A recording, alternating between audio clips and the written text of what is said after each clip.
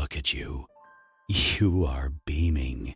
You are practically vibrating with that cheap synthetic dopamine hit that the system has been feeding you since you were old enough to understand what a piggy bank was. You are sitting there at that long mahogany conference table. The air conditioning in the title company office hums a low, hypnotic frequency, and the smell of stale coffee and laser printer toner fills your nose. Across from you sits a notary who looks like she has died inside 10 years ago, and a loan officer who is smiling at you like a wolf looking at a particularly plump, slow-moving sheep. You have a pen in your hand. It feels heavy, doesn't it? It feels significant. You are about to sign your name on a stack of papers thick enough to choke a horse, and you think, this is it. You think you have made it. You think you are crossing the finish line into adulthood, into respectability, into the American dream. You are about to sign a 30-year fixed-rate mortgage. You take a selfie with the keys. You post it on Instagram with the caption, homeowner. You wait for the likes to roll in, for the validation from your high school friends, from your jealous cousins, from the void. But let me tell you what is actually happening in this room right now. You are not buying a house. You are signing a confession. You are voluntarily walking into a cell, closing the door, and handing the key to a banker who laughs at you behind your back. You are not a homeowner. You are a debtor. You are a high-functioning indentured servant. You are a rat who just fell in love with his own cage because they painted the bars gold. Wake up. I need you to slap yourself across the face right now if that is what it takes to break the trance. We are going to have a very long, very painful conversation about what you just did, or what you are planning to do, because that 30-year mortgage is not a financial instrument. It is a weapon of mass destruction aimed directly at your future, your freedom, and your sovereignty. It is the single most effective tool the Matrix has ever designed to keep the working class working and the middle class terrified. You think I am being dramatic? You think I am hyperbolic? That is because you have been conditioned to see debt as an asset. You have been trained to see a liability as an achievement. You are suffering from a financial dissonance so severe it is terminal. We are going to dissect this cadaver of a dream, layer by rotten layer.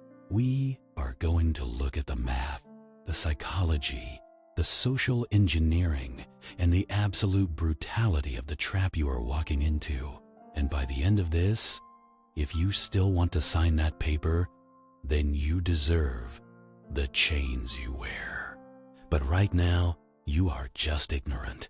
You are a sheep walking into a slaughterhouse thinking it is a petting zoo. So sit down, shut up, and listen to the CEO of Rats tell you how the world actually works. Let's start with the concept of time. 30 years. Say it out loud. 30 years? Do you have any comprehension of what 30 years actually is? To a geologist, it is nothing. To a human being, it is everything. It is your prime. It is your vitality. It is the window where you are supposed to be building empires, taking risks, exploring the unknown, and conquering your destiny. And you have just pledged that entire window to a bank? You have anchored yourself to a piece of dirt and a pile of lumber and drywall. You have promised that for the next 360 months, come hell or high water.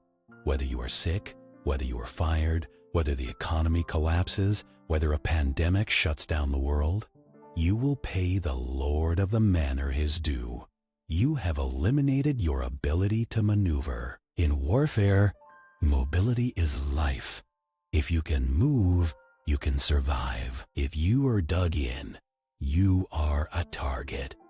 You just dug yourself a trench in the middle of a battlefield and you think you are safe because you have granite countertops. You are not safe. You are a sitting duck. The system loves the 30-year mortgage because it is the ultimate pacifier. A man with a 30-year mortgage does not cause trouble. He does not start a revolution. He does not quit his soul-crushing job to start a business that might disrupt the status quo. He does not demand better wages because he is terrified of missing a payment. He keeps his head down. He says, "Yes, boss." He swallows his pride. He tolerates the abuse. He becomes the perfect, docile battery powering the matrix. You are not buying a home. You are buying a leash, and the bank is holding the handle. They know that once you sign that paper, they own you. They own your labor. They own your stress. They own your morning commute. Every time you sit in traffic, staring at the bumper in front of you, feeling your blood pressure spike, that is the mortgage tightening its grip. You are trading your life force for a roof that leaks and a water heater that is going to explode the week before Christmas. Now, let's get into the math. The bakery math. The brutal, cold, unfeeling arithmetic that does not care about your feelings or your dream home. Most of you rats cannot do math to save your lives, which is exactly why you are poor. You look at the sticker price of the house, you say, "Oh, it is $400,000? I can afford that. The monthly payment is $2,500. I can squeeze that in." You are looking at the wrong numbers. You are looking at the bait, not the hook. Let's look at the amortization schedule. This is the document they flash past you quickly at the closing table. This is the blood contract. For the first 7 to 10 years of that loan, you are not paying for the house. You are paying rent to the bank. Look at the breakdown of your first payment. On a standard loan at current rates, perhaps $2,000 of your payment goes to interest and $200 goes to principal. $200, you are paying thousands to reduce your debt by pennies. It is a treadmill. Where the incline is set to 90 degrees, you think you are building equity? You are delusional. You are building the bank's balance sheet. You are paying for the banker's third divorce and his yacht in the Mediterranean. By the time you actually start making a dent in the principal, usually around year 15, life happens. You refinance to pay for a renovation, or a kid's college, or a medical emergency. And boom, the clock resets. Back to year one, back to the front-loaded interest. It is a game of snakes and ladders, where the board is 90% snakes if you actually stay in the house for the full 30 years, which almost nobody does anymore, because we are a nomadic species pretending to be trees. Do you know what the total cost is? That $400,000 house will cost you nearly $1 million. You paid for the house twice, and you bought one for the bank. And you think this is a smart investment? If you walked into a store and saw a pair of shoes for $100, and the clerk said, "Actually, if you pay me over 30 years, these shoes will cost you $300, you would laugh in his face. But when it is a house, you sign the paper and thank him for the privilege. It is madness. It is mass psychosis. And we haven't even talked about the phantom costs. The silent killers of wealth. The system tells you that your mortgage payment is your housing cost? That is a lie. That is a malicious deception. Your mortgage is the minimum you will pay each month. When you rent, the rent is the maximum you will pay. Think about that distinction. As a homeowner, you are the CEO of a crumbling infrastructure company. The roof? That is $15,000. The HVAC system? $8,000. The plumbing disaster that floods your basement with raw sewage? Priceless. And don't forget property taxes. Let's destroy the myth of ownership right here and now. You never, ever own that house. You think you do? Pay off the mortgage, get the deed, frame it on the wall. Now stop paying your property taxes. See what happens. Men with guns will come to your house and throw you out on the street. You are renting from the government forever. The government is your landlord, and they can raise the rent whenever they feel like it. They call it a reassessment. I call it extortion. You are paying for the privilege of maintaining their asset. You are a feudal serf with Netflix. Let's talk about the opportunity cost. This is the concept that separates the billionaires from the premium poor. The premium poor focus on cash flow. The wealthy focus on capital allocation. When you dump $80,000 into a down payment, you are taking capital that could be working for you, capital that could be multiplied, and you are burying it in drywall. You are trapping it in an illiquid asset that historically barely keeps pace with inflation. If you took that $80,000 and invested it in a diversified portfolio, or better yet, in your own education, in starting a business, in acquiring a skill set that makes you undeniable, the return on investment would be exponential. But instead, you lock it away in a house. You say, but my house went up in value. Did it? Did it really? Calculate the interest you paid. Calculate the taxes, the insurance, the maintenance, the landscaping, the remodeling, because your wife didn't like the kitchen cabinets. Subtract inflation. What are you left with? You are lucky if you broke even. You are celebrating a zero-sum game while the real players are compounding their net worth at 20% a year. And look at the lifestyle of the homeowner. The premium poor. I see them everywhere. They live in these sprawling suburban developments, these sterile mazes of beige stucco and manicured lawns. They drive luxury SUVs they lease. They have the house. They have the appearance of success. But scratch the surface and you find a desperate, trembling anxiety. They are house poor. They are one missed paycheck away from catastrophe. They have no liquidity. They have no sovereignty. They cannot sleep at night because they are juggling credit cards to pay for the furniture to fill the rooms they never use. They have a dining room they use twice a year for Thanksgiving and Christmas, but they pay for it every single month. They are paying for empty space to impress people they don't even like. It is a monument to their own vanity, built on a foundation of sand and debt. This is the golden handcuffs. You look successful, but you cannot move your arms. You are trapped in the lifestyle you created. You are a slave to the image of yourself. This is psychological warfare. The system has weaponized your biological nesting instinct against you. They know you want safety. They know you want a cave to protect your family, so they sell you a cave that eats your future. They tell you that renting is throwing money away. That is the greatest slogan ever invented by the real estate lobby. Renting is not throwing money away. Renting is buying patience. Renting is buying flexibility. Renting is outsourcing the risk of asset depreciation and maintenance to someone else. When you rent, you are trading money for freedom. You can move for a better job. You can downsize if you want to travel.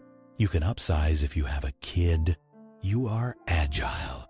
You are a predator, not a prey animal. The wealthy rent luxury. They own cash-flowing assets. The poor buy luxury liabilities and rent their time to pay for them. Do you see the difference? Do you see why you are stuck in the rat race? You are running in the wrong direction. Now, I can hear the objections already.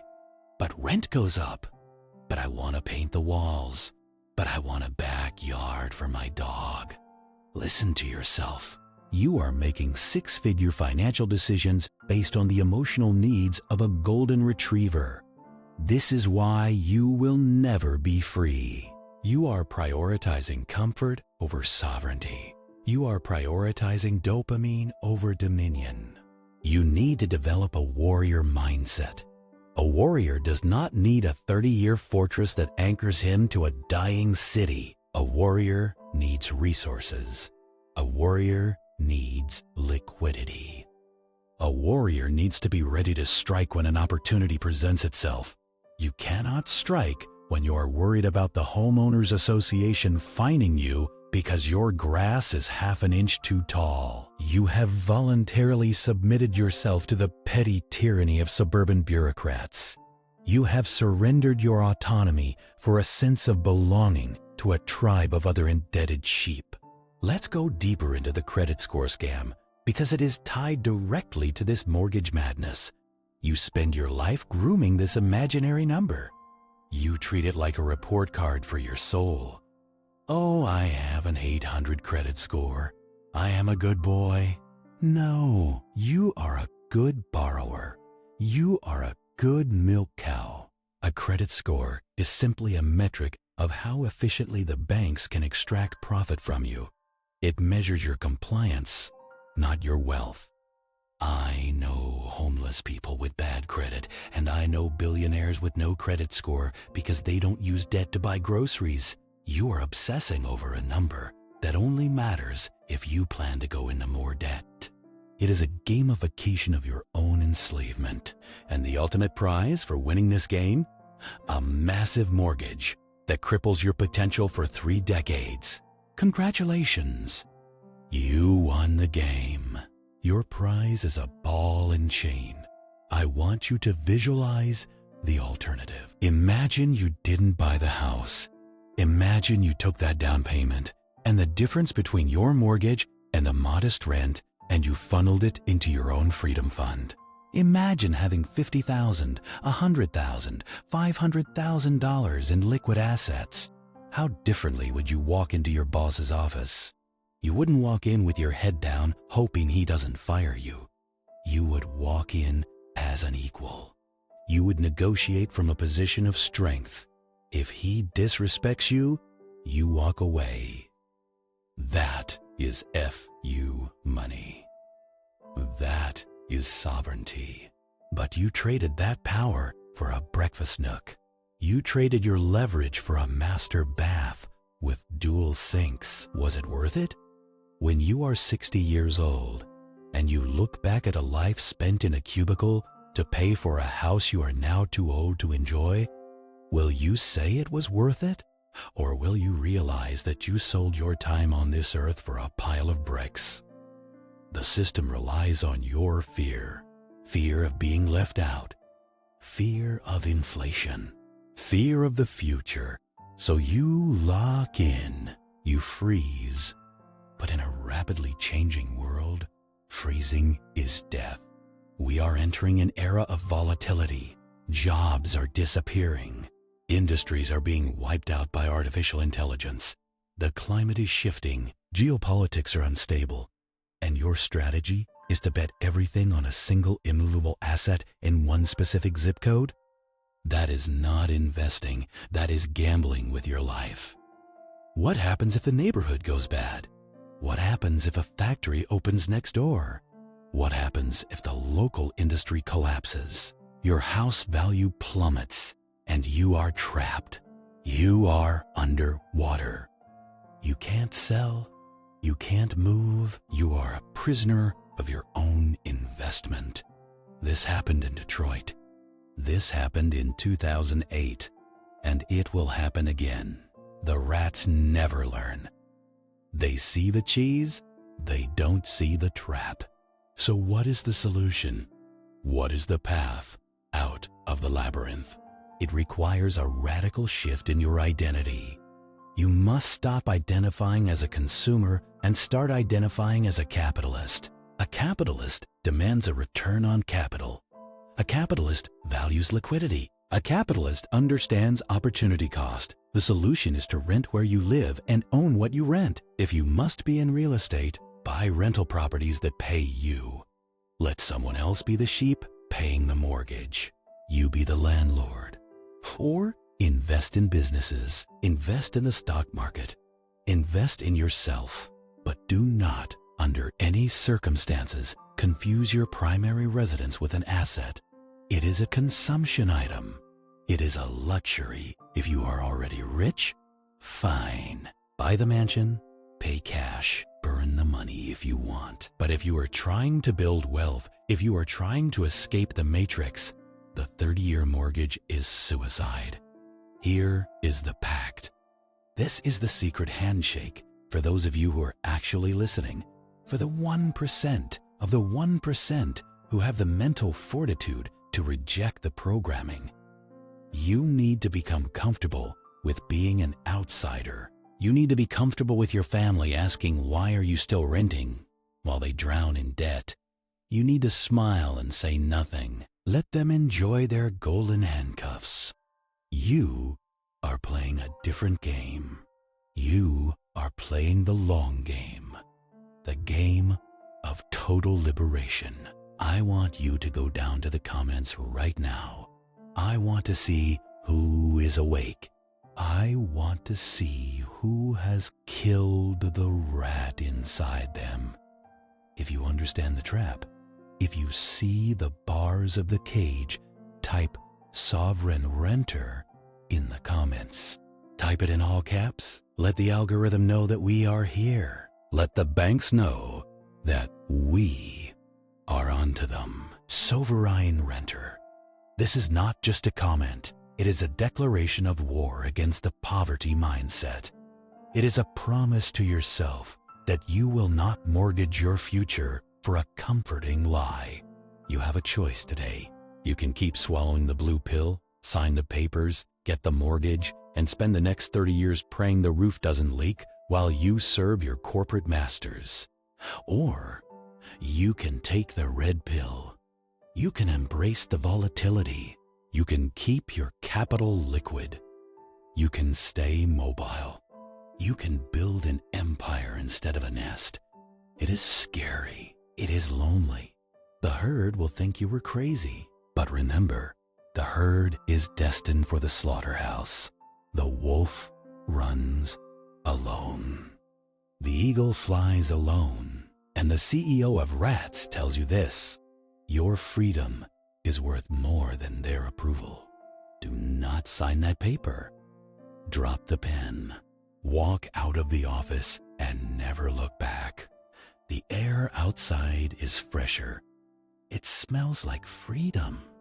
Now get to work.